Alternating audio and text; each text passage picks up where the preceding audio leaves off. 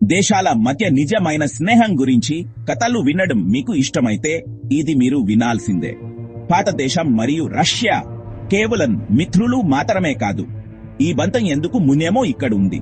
70 సంవత్సరాలకు పైగా భారతదేశం మరియు రష్యా ఒకరికొకరి తోడుగా నిలిచాయి, నమ్ముతూ మద్దతు ఇస్తూ కలిసి ఎదుగుతూ. కోల్డ్ వార్ రోజుల నుండి రష్యా భారతదేశానికి నమ్మకమైన భాగస్వామిగా ఉంది. సాంకేతికత, రక్షణ మరియు అంతరిక్ష కళలను కూడా పంచుకుంది. అంతరిక్షంలోకి వెళ్లిన మొదటి భారతీయుడు గుర్తుందా? అది రష్యా సహాయంతోనే జరిగింది. సాంస్కృతికంగా మన దేశాలు ఒకరికొకరు సినిమాలు, సంగీతం మరియు ఆహారాన్ని ఇష్టపడతాయి. రష్యన్ బాలే భారతీయ ప్రేక్షకులను మంత్రమద్దులను చేసింది. అయితే భారతీయ యోగా రష్యాలో ప్రసిద్ధి చెందింది. ఈ స్నేహం కేవలం ప్రస్తుత ఒప్పందాల గురించి కాదు. ఇది ప్రజలు కనెక్ట్ అవ్వడం, నేర్చుకోవడం మరియు కలిసి భవిష్యత్తును నిర్మించడం గురించి. మారుతున్న కుటుంబంతో నిండిన ప్రపంచంలో భారతదేశం మరియు రష్యా బంధం ఒక జ్ఞాపకం. నిజమైన స్నేహితులు ఏమైనా సరే కలిసి ఉంటారు.